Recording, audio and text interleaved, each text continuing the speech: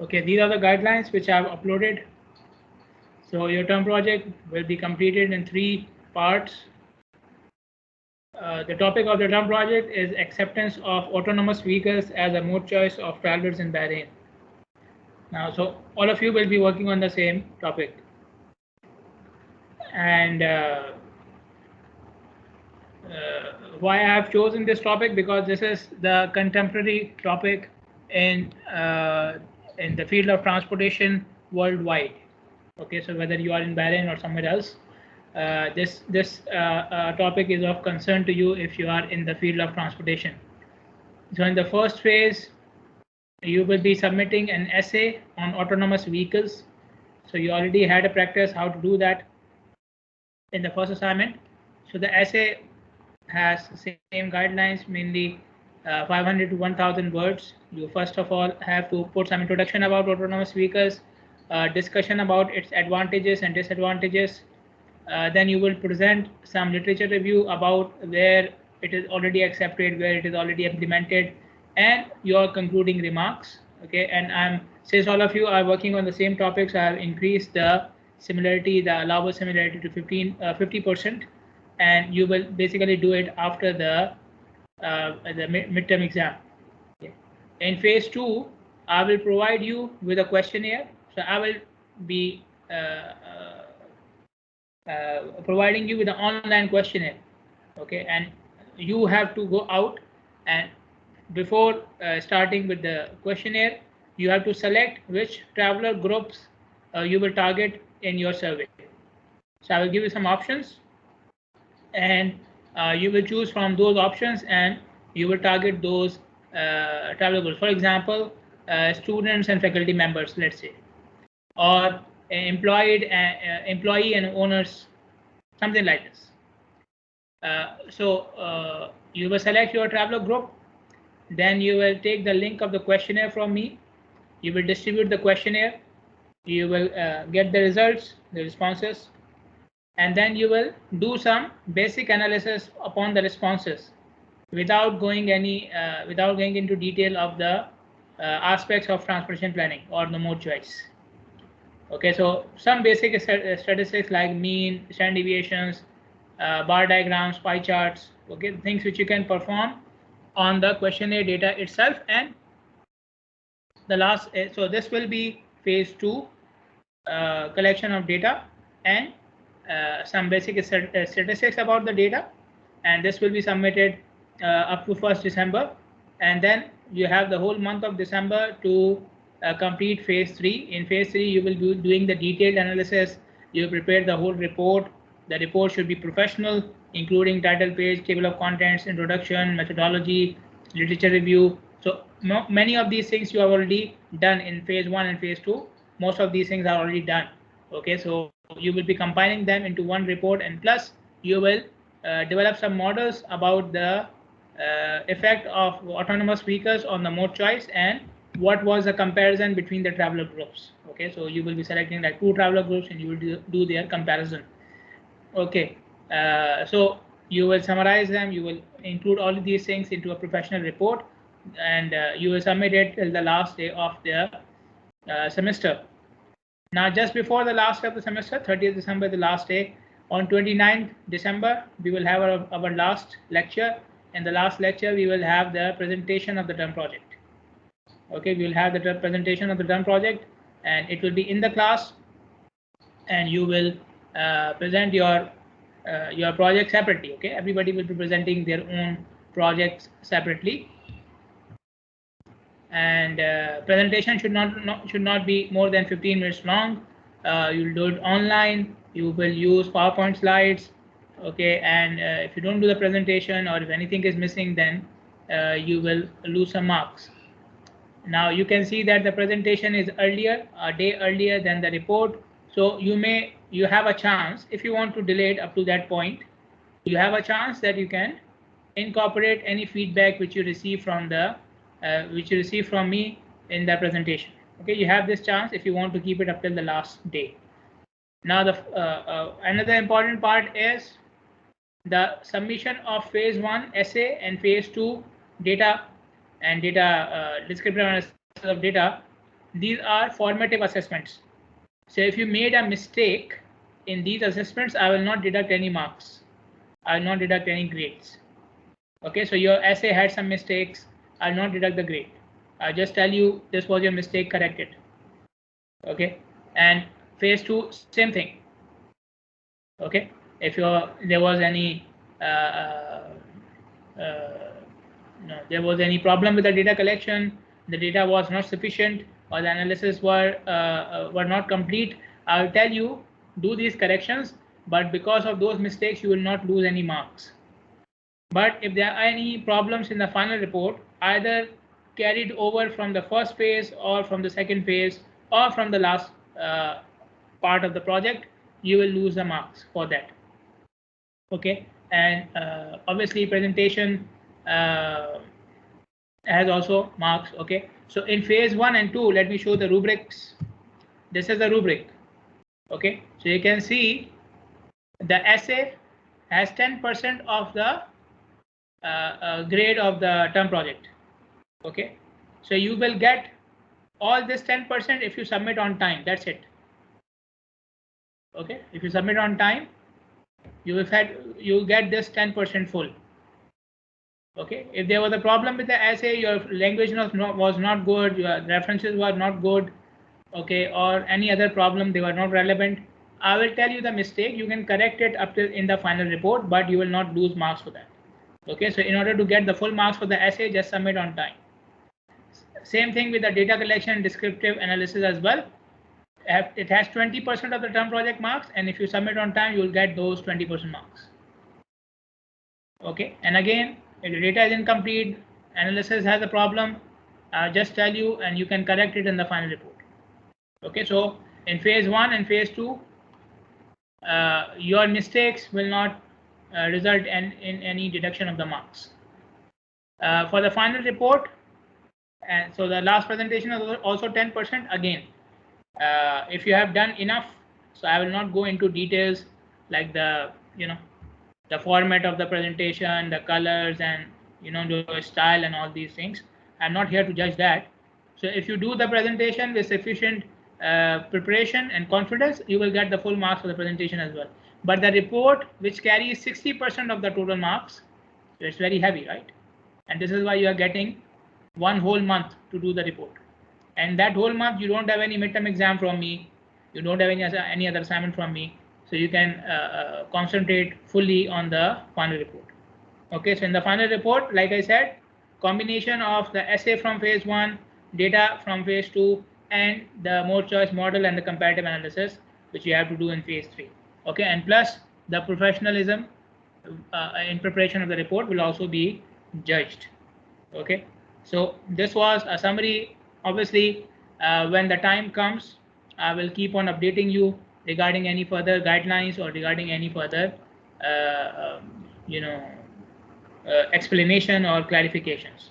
Okay, so is this clear?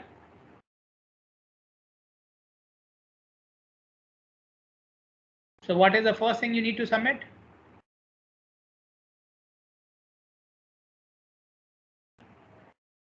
Yeah, what is the first thing you need to submit for the term project?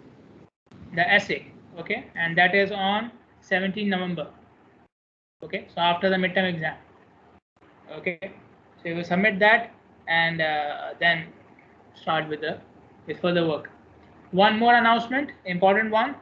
UOB has allowed the midterm exams to be on campus. So your midterm exam will be also on campus.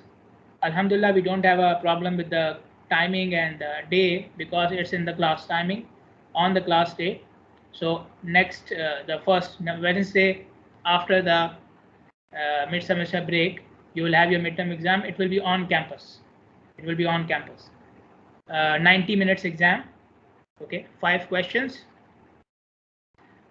Theory question will be like a case study or something like this. Okay, so I will not ask you in the theory question define this term, okay, or advantages, disadvantages of this. No, it will be like a case study, or maybe I will give you something and you have to fill in the details or something like this. Okay, so it will not be a descriptive question where you will put the definition or write the points from the slide. Okay, keep this in mind.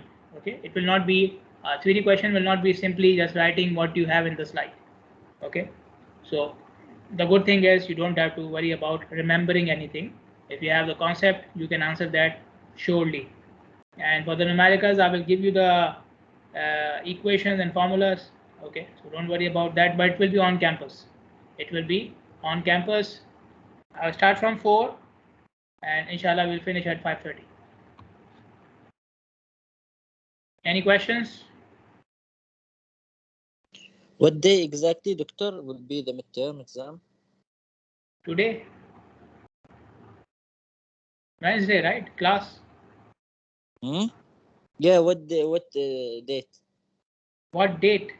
Yeah. The first Wednesday after the midterm is 10. Okay. 10. Okay. Okay. So in the last lecture, we started with the process of transportation planning, and the topics which we covered in the last lecture were basically the economic aspects and the multimodal aspects. Okay, how do you decide between different modes of transportation? Then I started with a new topic that was mathematical prerequisites, which are important for you to know or to understand or to have some level of knowledge in order to proceed with the calculations which you have to do in this course.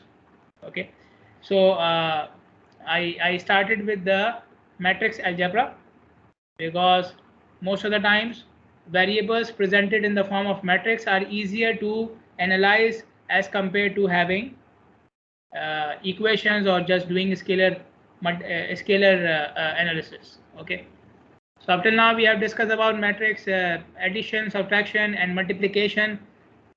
Now, as I have said earlier as well, you have done a lot more about matrices in your finite element course, or maybe the courses which you have taken before that in your undergraduate or in your high school. I'm just going through these topics. Okay, so just so that you have the terminologies in your mind and what do these terminologies mean. Okay, so that when we are doing the calculation, you have them in your mind. Okay, especially for matrix, I think we are done with the manual calculations. The matrices which we have, which you may have seen in a finite element for structures, or the ones which you see for transportation, they are very large matrices, so you cannot do them manually. Okay, so I'm just quickly going through these terminologies and just explaining them, but I'm assuming that you will keep them in your mind, and when we go for the calculations, although the calculations will be done either in a simplistic manner or using a software, but at least you know what you are doing.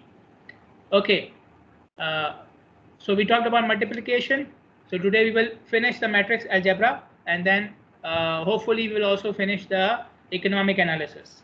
Okay, the concepts of the economic analysis with the cash flow diagrams and the present worth and the future worth concepts. Now, if you are dividing the matrix is slightly complicated because you are no longer for multiplying, we are taking one matrix and we are multiplying with another matrix. So you have both the matrices with you. Okay, but when you are dividing, you have to calculate the matrix by which you will divide, and we call it the inverse matrix. Okay, we show it with this symbol A. So A is a matrix, and A to the power -1 means this is the inverse of A. So wherever I have to divide something with A, I will simply multiply A with the inverse of A. Okay, wherever I have to divide something with the matrix A, I will calculate the inverse of matrix A and I will divide it with the multiply with the inverse. Okay, now if you multiply the actual matrix with its inverse, we get another matrix which is known as an identity matrix. Identity matrix. Am I recording? Yes. Okay, so we get an identity matrix if you are multiplying the inverse with the actual matrix. Okay. And what identity matrix looks like, it has a fixed format, and the format is the diagonal elements of the matrix all are 1, the other elements are zeros. Okay, in an identity matrix, the diagonal elements are 1 and all other elements are 0, which you can see here as well. Okay, so any diagonal element will be 1 and all other elements are 0, so you don't have to actually calculate the identity matrix. This is fixed. Okay, identity matrix will always have these elements. Okay, so the inverse is always taken for a square matrix. The inverse is always taken for a square matrix, and the inverse itself is a unique matrix. Okay, so you cannot say if the matrix A looks like this, then the element of matrix, the elements of the inverse matrix will be like this. Like the elements of the identity matrix are fixed, right? 1 and 0. The elements of inverse matrix are not fixed. You have to actually calculate it. But the inverse is only calculated for a square matrix. Okay. If you have a square matrix with full rank. Now, what does full rank mean? I explained it in the last lecture as well. If all the columns are independent of each other, if all the columns are independent of each other, we call it the full rank. Okay, and if two columns are dependent upon each other, for example, column 1 is a multiplicative factor of column 2. So if I multiply column 1 with 0.3, I will get the elements of column 2. So column 1 and column 2 are dependent upon each other. They are multiplicative product of each other. So in that case, the rank will be less than the number of columns in the matrix. Okay, so full rank means all columns are independent of each other. If you have the elements of one column, you cannot calculate the elements of any other column. So we call it full rank. If you have a square matrix which is full rank, we call it non-singular. A square matrix with full rank, we call it non-singular matrix. And if you have a square matrix which has some columns dependent upon each other, we call it singular. Okay, for singular matrices, again there will be no inverse. Okay, for singular matrices, again no inverse. So to have a inverse, I have two conditions now. To have an inverse, I have two conditions. First condition is it should be a square matrix. Okay. Second condition is it should be a non-singular matrix. A non-singular matrix. So I said it in the previous class as well that if two columns are dependent upon each other, then it becomes problematic for the analysis. So this is one of the problems that you cannot calculate inverse. Okay, and the other problem is two columns are dependent upon each other. So why should we have both the columns? I can have one column and the other column can be calculated using the entries whenever I want. Okay, for calculating the inverse, the elements of the inverse of the matrix, we use this equation. Okay, so this is C is what we call as a cofactor of column I and J.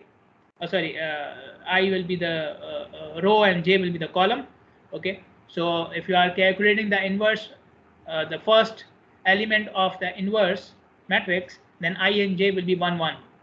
If you are calculating the first element of the second row for the inverse, then I will be 2 and J will be 1 and so on. So you have calculate the cofactor divided by the determinant of the matrix. How to calculate the cofactor? How to calculate the determinant of the matrix? I think you should know that. If you don't know, go and check. Okay, and just a note to calm you down that now we have softwares. MATLAB can do all these things for you. Okay, cofactors, determinant, and all these things can be done using MATLAB. Okay, or any other software. General purpose software is enough to do that. Okay. Now, for example, I have a system of equations. Okay, and I have 3 unknowns. In those equations, I have 3 unknowns. Okay, so let me write down the equations for you. Okay, and then I will tell you. Or you can see matrix A, B, and C here, right? Matrices A, B, and C. Matrices A, B, and C can be transformed into a system of equation. Okay, I think you should know that, but just for the sake of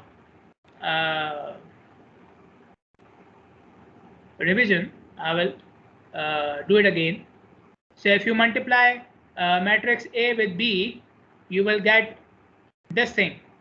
So 6x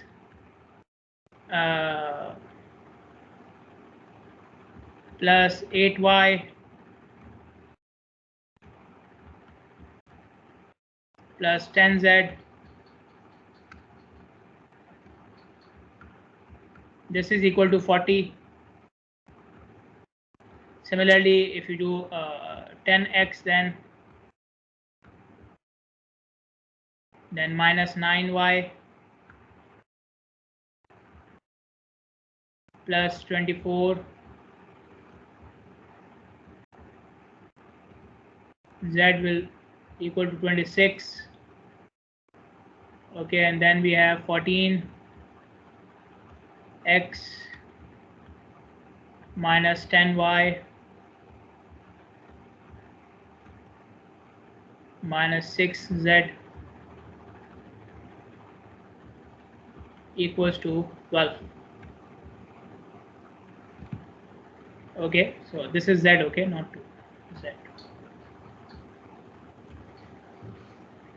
So if you have a set of matrices, then you can convert them into a system of equation using this. You just multiply the two matrices, and then whatever is after the equal to is the right hand side of each equation.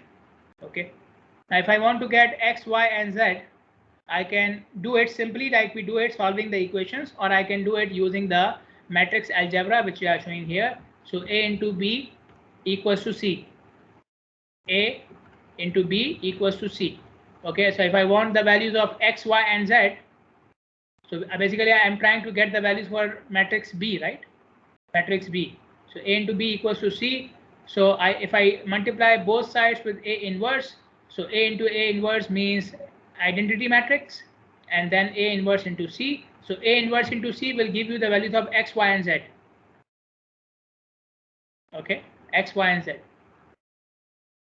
So if you multiply I with B, it will just remain B. Okay, that's another property of the identity matrix. Okay, that if you multiply with the with this matrix, you will not get anything. Okay, a matrix multiplied by I is itself. So if you multiply B with I, you will get B. Okay, and so on. So this is another important property for the identity matrix. Okay, so if you can calculate the inverse of matrix B and multiply with matrix C, you will get the values for x, y, and z. Okay, this is solving a system of equation using the matrix. Another name given to the solution which you can get from the matrices is known as eigenvalues and eigenvectors. Okay, so what are eigenvalues? These are the roots of a matrix. Okay, so if the matrix is representing a system of equation, then you can get the roots or the solution for that equation using the matrix algebra, and those roots will be known as eigenvalues. Okay, I will show you with an example as well. Okay, and eigenvectors are the vectors which are containing the solution for the system of equation. Okay, so eigenvalues are the roots of a matrix, and eigenvectors are the vectors which contain the solution to the system of equation. Okay, so eigenvalues and eigenvectors can be used for analyzing any square matrix. Okay, so E is the eigenvector. Okay, and lambda is a vector of eigenvalues. Okay, so E is a vector which is known as eigenvector, and lambda is a vector which contains all the eigenvalues. Okay, so A into E equals lambda into E. Okay, and to this equation there are two constraints. There are two constraints to this equation. The first constraint is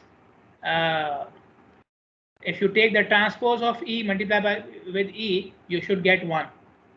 So eigenvectors must be selected in such a way that the transpose multiplied by the original matrix should give you 1. Okay, so if this is the case, that means the solution is determinate. the solution is determinate. If this is not the case, then the solution is indeterminate. You cannot solve it. Okay, so this is a check for indeterminacy. Okay, and then the second condition is this one. There is a second condition that A minus lambda into identity matrix should be equal to 0. Okay, so if this is true, then the solution to the equation will be non-zero. Okay, otherwise again you cannot find out the solution. So in order to use the eigenvalues and eigenvectors to find out the solution to the matrices, two conditions must be true. Transpose of eigenvectors into the eigenvectors should be equal to 1, and A minus lambda into I should be equal to 0. If this is not the case, then solution cannot be found. Okay, if you have a symmetric matrix like a square matrix, the eigenvalue should be real. Okay, and most of the matrices which we solve in transportation are symmetric matrices. Okay, let us look at an example. Let's say we have a matrix X. Okay, so this is a matrix X, so it has these values. Okay, if you apply this equation to the matrix, so X minus lambda into I. So what was I? I is a matrix which has diagonal element equal to 1. So 1 here, 1 here, then 0 here, and 0 here. Okay, so this should be multiplied with lambda. So I multiplied with lambda will give you lambda, right? Okay, and then X minus lambda. Okay, so X minus X is 4 minus lambda will remain because we don't know the value of lambda yet. Okay, this is lambda is the root of the equation. So I don't know the solution to this matrix yet. So I don't know the value of lambda. So 4 minus lambda as it is. This when you multiply lambda with this one, it will remain 0. So nothing subtracted here, and then 1 again because of this 0, again nothing to be subtracted here, and then 5 minus lambda as it is. Okay, so when you take the determinant of this matrix, determinant, you will multiply these two values minus multiplication of these two values. This is how we calculate the determinant. Okay, determinant means you multiply with the diagonal values. Okay, so when you multiply from top or from left to right, the multiplication will be positive. When you multiply from right to left, the multiplication will be negative. So these two are positive and these two are negative. Okay, this multiplication is negative, this multiplication is positive. So now you have the determinant, you open the brackets, so you get the equation which is this one. Okay, so it's a quadratic equation. You can find out the roots of the quadratic equation using the formulas and using the procedures which you already know. Okay, how to find out the roots of the quadratic equation, we already know that. Okay, so you find out the roots of the quadratic equation, it comes out to be lambda can be 6 or 3. Lambda can be 6 or 3. Okay, now going back to this equation, this particular equation, I can rearrange it. This is equation A7. Okay, I will rearrange it to have 0 on one side, everything else on the other side, and then I will take E as common. So you will get this equation. Okay, so this is a rearrangement of equation A7. Okay, I have taken everything on the left hand side and 0 on the right hand side, and then I have taken E as constant. Okay, so you are left with this equation. Okay, and now you can use this equation to find out the value for E, and just keep one thing in mind that the values of E should be set such that transpose of E multiplied by E should be equal to 1. Okay, so for example, if you now you have so let's say E is unknown. E is a vector which is unknown, E1 and E2. Okay, I have 0 on the other side of the equation, and this is X minus lambda I. I've already done that. Okay, in the previous step, I've already done that.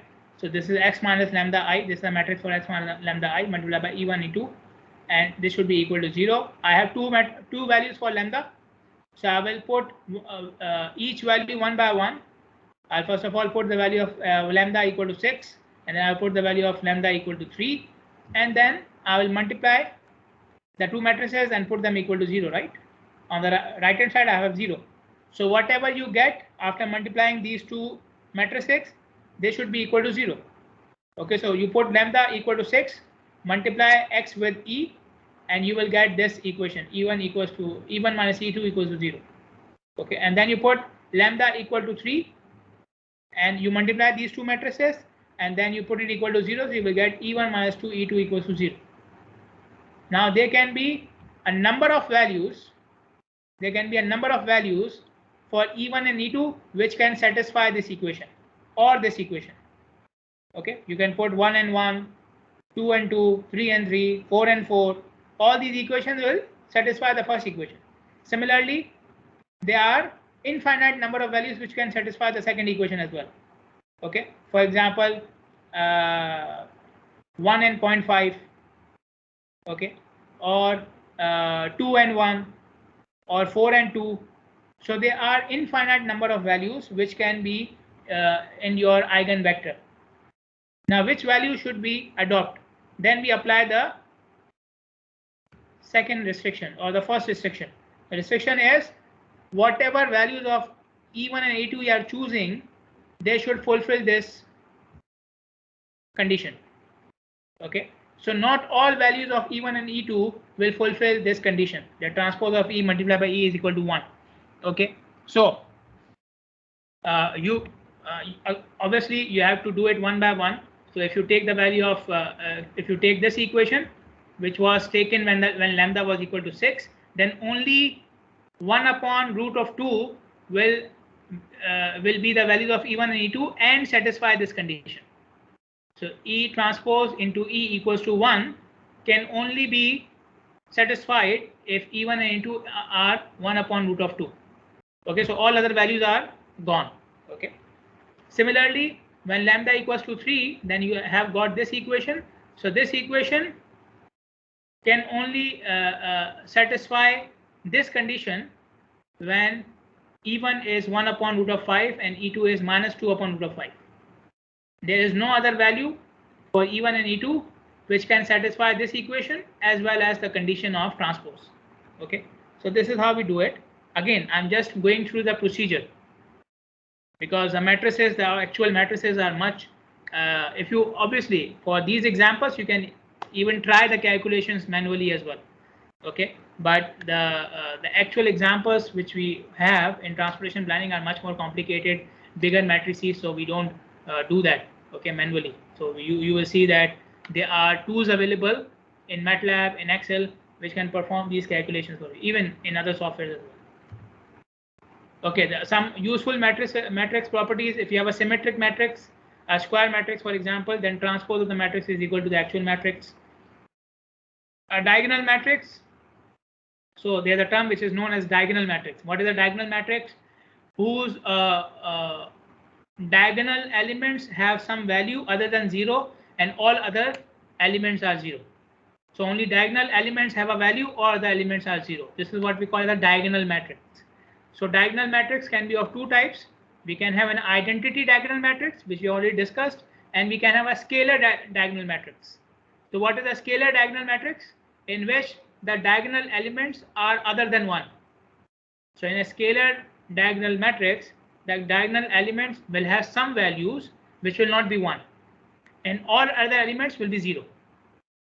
Okay, so a scalar diagonal matrix is a matrix in which diagonal elements have a value other than 1 and all other elements are 0. Okay,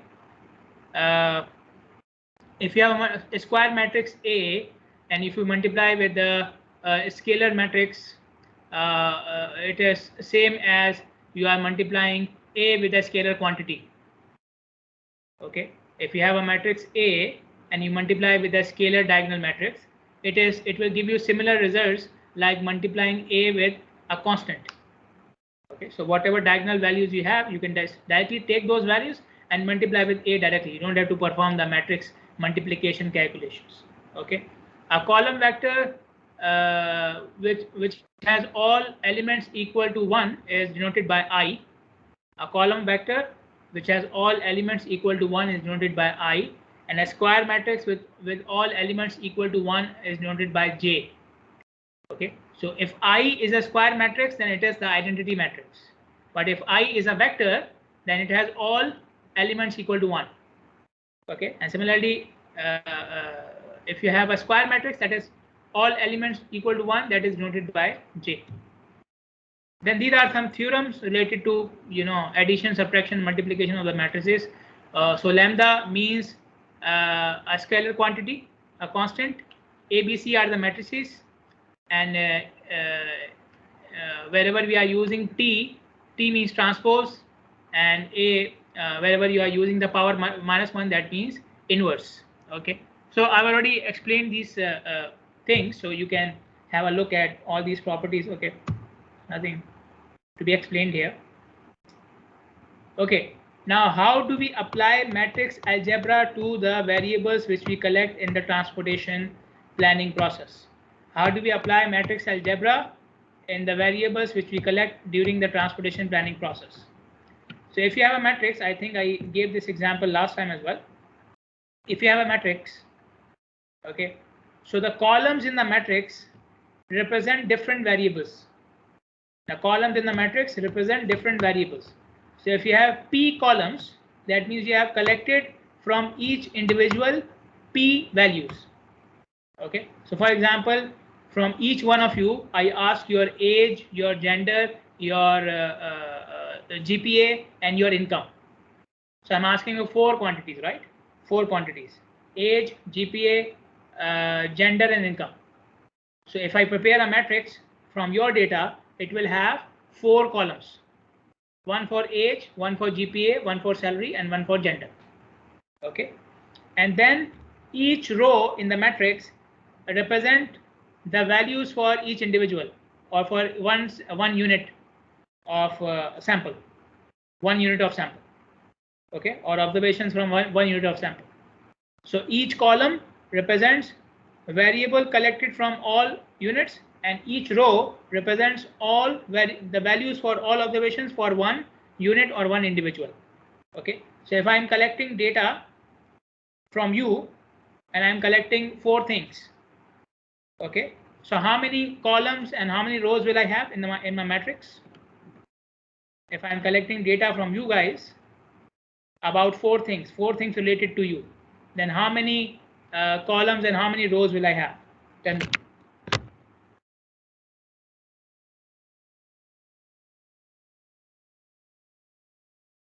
Yes, anyone? Just a guess.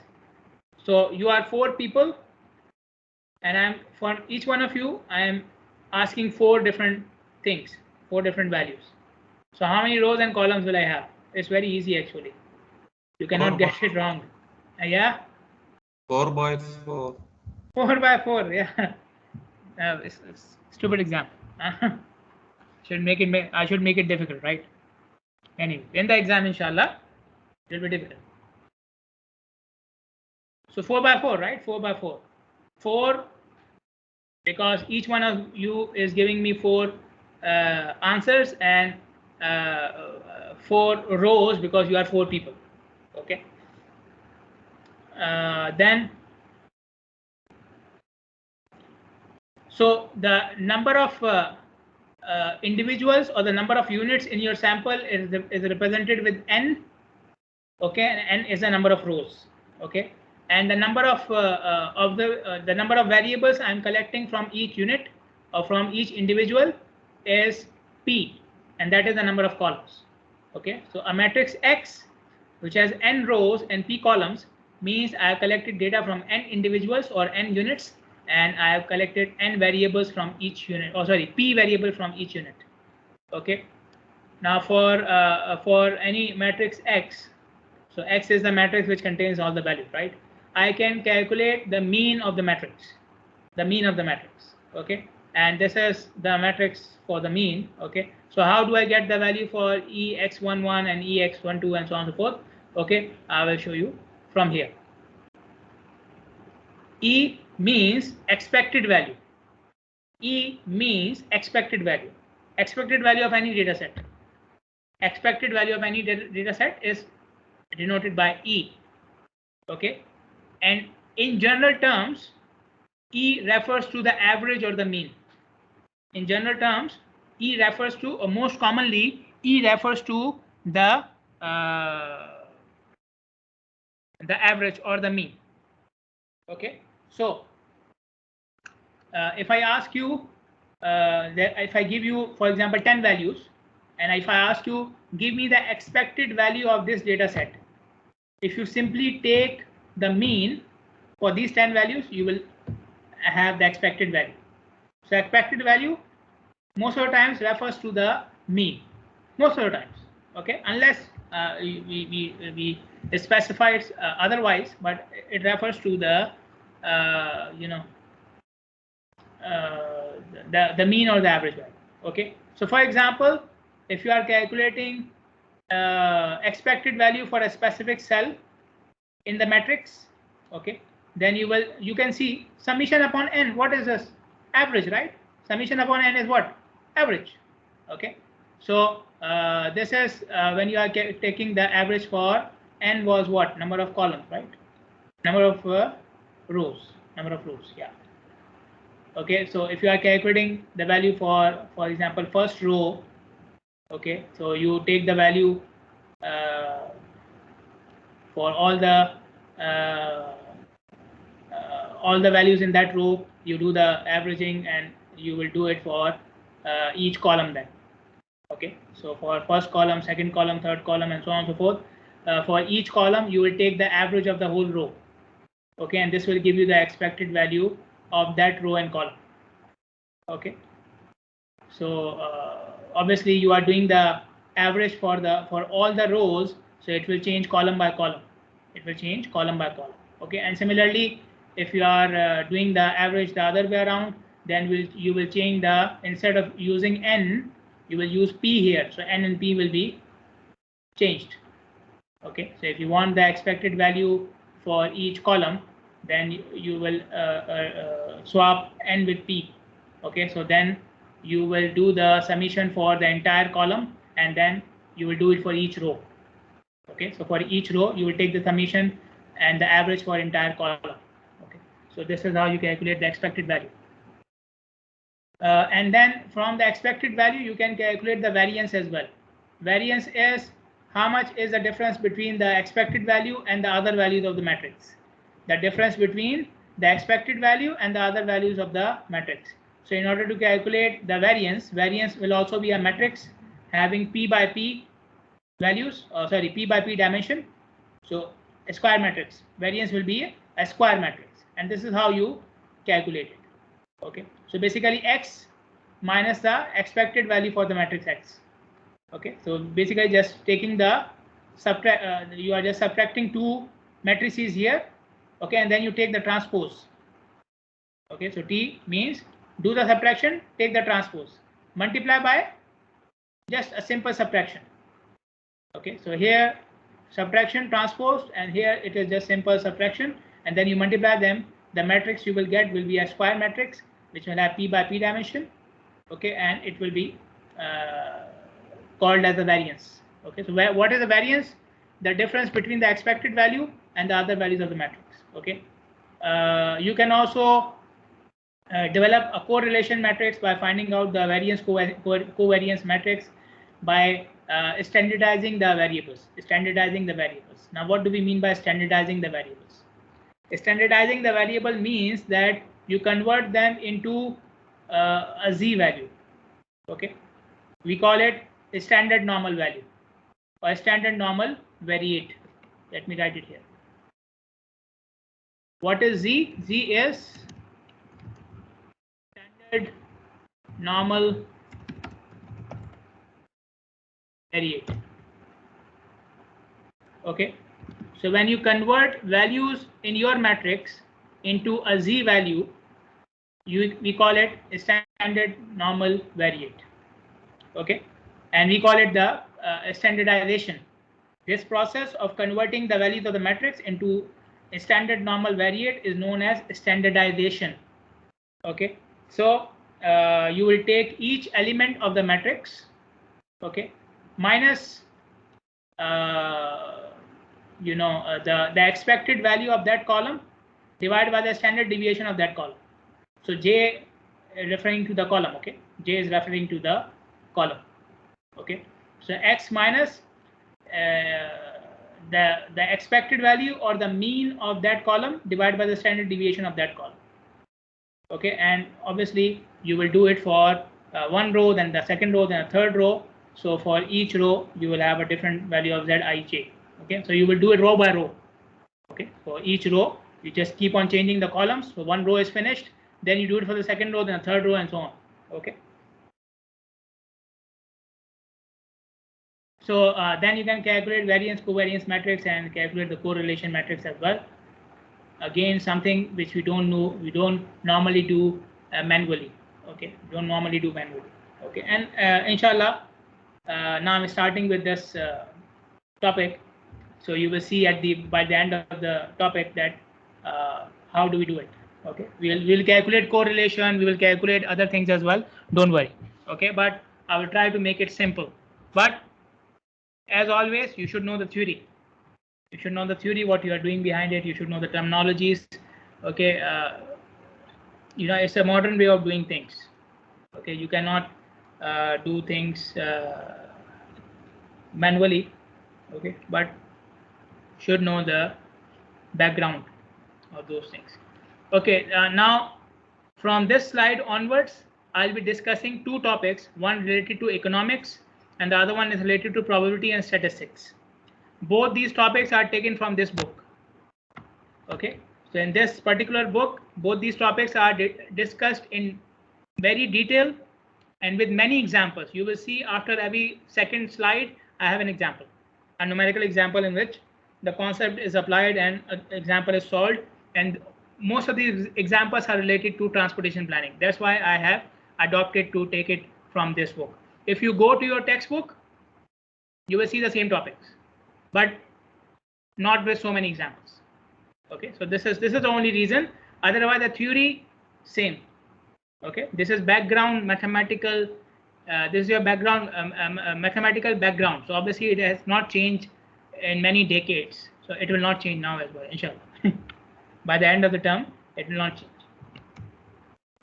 Okay, so we are starting with economics, the background concepts related to economics. The most important aspect of economics related to transportation projects or any project or business is time value of money. Time value of money. The time value of money. So as the time is passing, the money which is in your pocket is either increasing in its utility or it is decreasing in its utility. Okay, so it is affected. So the money which you have in your pocket, for example, if I save, for example, 100 BD now, okay, after 1 year, what is the worth of this 100 BD compared to now?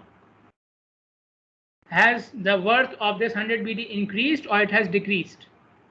Okay, and this is a very important lesson for your life as well, if you want to take it from me, that money itself is not the worth of something. Money itself is not the worth of something. Okay, money is not the worth of any commodity. Okay, so for example, I heard a story. Okay, I can give it to you. Let's say a king and his minister were going in a desert. Okay, and the king felt thirsty, so he asked his minister, "Give me water." He had the water. The minister said, "I will not give you the water until you give me half of your kingdom." Okay, until you give me half of your kingdom. So he said, "Okay, fine, take half of my kingdom, give me water." Okay, then after so he drank the water and then they started walking again. Then after some time, he said that now I have to go to I have to pee and I have to go to some place private and I have to do my business, right? So the minister said, "If I tie you up right now and if I don't let you do your thing, okay, what will happen then?" Okay, he said, "Okay, I will die then. Okay, you have to let me go. I have to do this." So he said, "If I ask for the other half of your kingdom in order for you to be allowed to do this, will you give me the remaining half of your kingdom?" He said, okay, fine, take the remaining half of my kingdom. Okay. So in the end, when they crossed the desert, the minister told him that your kingdom is worthless. It is worth one glass of water. So when you needed that glass of water to go inside, you gave me half of the kingdom, and when you needed that one glass of water to come outside, you gave me the other half of the income. So the worth of your whole kingdom is one glass of water. Okay, so this is worthless. This is worthless on the basis of what you are getting from it. Okay, so money itself doesn't give you anything. Money doesn't give. Money is not worth anything. It by itself. By itself, money is not worth anything. Okay, so this is the case here. So, for example, if I have 100 BD in my pocket right now, in 100 BD, I can go to the fuel station and I can buy X amount of fuel, X liters of fuel right now. Okay. After 1 year, now we know that after from the next year, they will be increasing the taxes, right? So after 1 year, that 100 BD will not give me the same amount of fuel. Will not give me the same amount of fuel. So the worth of that 100 BD has now reduced. In future, the worth of that 100 BD is less. So if I tell you, I will give you 100 BD right now, then it may have a higher worth for you than if I say I will give you after 6 months. After 6 months, the utilization of that 100 BD for you will be less. Okay, the worth of that 100 BD will be less. Although the money, the amount of money is the same, but its worth or its utility is less. This is what we call as the concept of time value of money. As the time passes, the same amount of money may not have the same worth for the user. Okay, this is what we call as time value of money. Okay, and how do we calculate the time value of money? You take the future value of that entity or that amount of money, take the present value, divide by the present value. This will give you the change, the percentage change in time value of money. Okay, or the percentage by which money is changing its value according to time. Okay, now there are two examples, very simple examples. We have a business firm. We have a business firm that borrows $10,000 from a bank, and they agree to pay back $10,200 after the end of the month. Okay, so what is the time value of money for the bank? In 1 month, it will increase by 2%.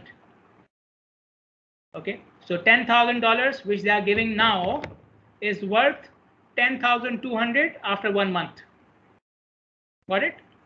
Okay, so this is the money changing its value.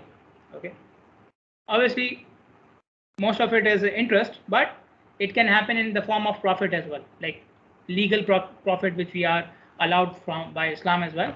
So you can apply the same concept there as well. Okay, the profit itself can change according to time value of money. This is why it is written here as well. Okay, and the example which I gave you for the fuel prices, it has nothing to do with interest, right? It has nothing to do with riba or interest. So even without interest rate, without a riba, without the discount rate, time value of money can play its role. Okay, so another example, for example, you buy a coupon, okay, a coupon bond, which is worth $867.98 right now, and if you sell that coupon after 1 year, you can sell it for $1,000. So the coupon changed its price from $867.98 to $1,000 in 1 year. Okay, so how much was the increase in time value of money? How much was the increase in the value of money? 15.21%. So $867.98 are worth $1,000 after 1 year. Okay, so as I said, you can apply the same concept to profit as well. So if I invest in a business right now, and if I'm assuming that after 1 year, this business will give me my money back, and it will also give me possibly 100 BD more, so that 100 BD can be used for calculating the value of money, time value of money. Now the interest can be simple interest or compound interest. Simple meaning that the interest is applied where was I? Sorry. Simple interest means that the interest is applied on the original amount. Okay, so you are calculating the value of money from the original amount which you invested at present. Okay, this is what we call a simple interest. What is compound interest? That you are applying the interest to the latest amount which you have. Okay, so for example, right now, let's say the number of vehicles on the road is 10,000. Okay, and if I say that I will apply simple growth rate. Okay, simple growth rate, simple interest, same thing. Okay, so although the concepts are related to economics and they will keep on saying interest again and again, but you don't have to worry about that. Anywhere where they are saying interest, you can replace it with growth rate or profit. It means the same thing. Okay, so even if you are doing everything halal, you can still apply the same concepts. So so if I say 10,000 vehicles on the road right now, and every year they will increase with a simple growth rate of 1%. Simple growth rate of 1%. So every year 1% of 10,000 will be added. Every year 1% of 10,000 will be added. Okay, the actual amount of vehicles which I have right now in year 0. Okay, if I say 1% compound growth rate will be applied, or compound interest will be applied, then every year it will increase 1% of the latest amount. So for example, 10,000 right now, next year you will increase it by 1%, so it will be 10,100. Okay, then the next year it will increase by 1% of 10,100. Next year increase by the 1% of the last amount which you have. So simple interest rate, amount is increased in the proportion to the actual amount, the present amount always, and compound interest means that it will increase by the latest amount which you have. Let me show it with an example as well. You have a sum of $10,000. You are trying to invest it. You have two options. One option is giving you 9% annual interest rate, simple interest rate per year, and the other option is giving you 8% compound interest rate per year. 8% compound, 9% simple. Anybody would say go for 9%, right? But 9% is simple and 8% is compound. Okay, so let us see how it will affect. In both cases, you are looking for a 5-year investment plan. In both cases, you are looking for a 5-year investment plan. So you can see in this table, the amounts are calculated till 5 years. Okay, so in the first year, the actual amount is 10,000, 9% per year. So 9% of 10,000 is 900. Okay, so you can see here, every year 900 is being added to the actual amount. Every year 900 is added to the actual amount. So the amount you are adding after every year is constant. In simple interest rate, the amount you are adding every year is constant, 9%, meaning 900 of 10,000. Okay, in option B, okay, you can see the amount added every year is also increasing, because the actual amount, the amount at which you are applying 8% interest is increasing as well. So in the first year, I applied 8% on 10,000, so it became 10,800. Next year, I applied 8% on 10,800, so it became 864. Next year, I will apply 8% on 11,664. Okay, so every year, the amount on which the percentage is applied is increasing. So the amount added every year is also increasing.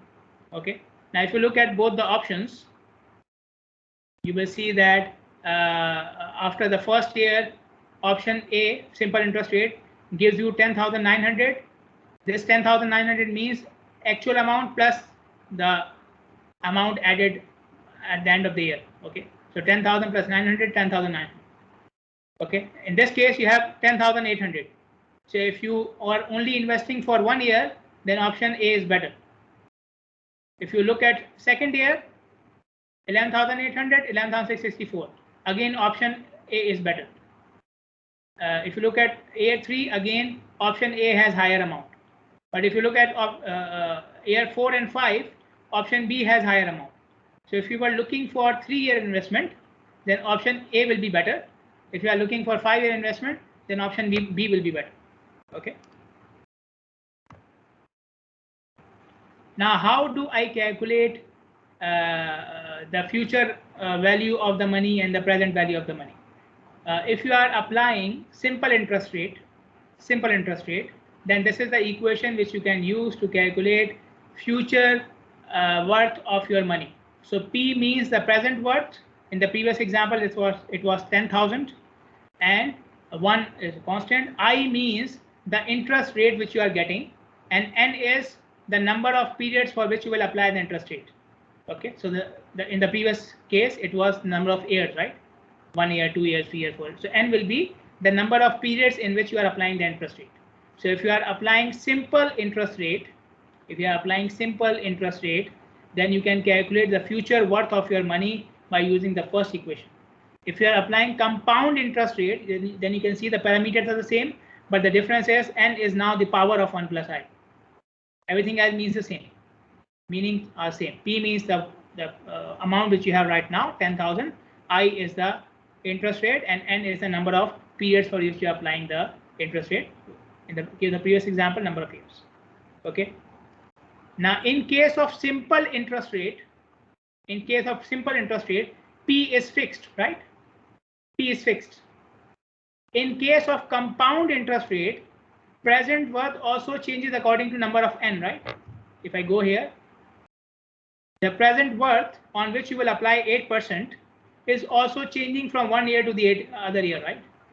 In case of simple, 9% was always applied with 10,000. But in case of compound interest rate, 8% was applied with a different quantity every year. So if you want to calculate that quantity, for example, I'm calculating the investment after 10 years, but what will be the present amount after 4 years? Okay, so then if you want to calculate it, you can do it. So if I have the future worth and I want to calculate the present worth, okay, then you can rearrange this equation. Okay, so for simple interest rate, I don't need any equation, P is fixed. But for compound interest rate, you can rearrange this equation. You have the future value and you want the present value, then you can use this equation. Okay, now this factor, the factor which you see in the bracket, this factor is known as single sum compound amount factor. Single sum compound amount factor.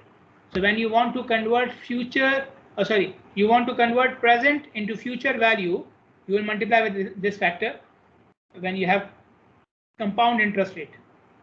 And the reverse of this factor is known as single sum present worth factor. Single sum present worth factor. So present worth factor is used when you want to convert future into present worth. Okay, so compound amount factor is used for converting present into future using compound interest rate, and present worth factor is used for converting future into present using the compound interest rate. Okay, now let's have a break for prayers. Okay, I will meet you after 15 minutes, and I will continue with an example. Okay, I will give you an example.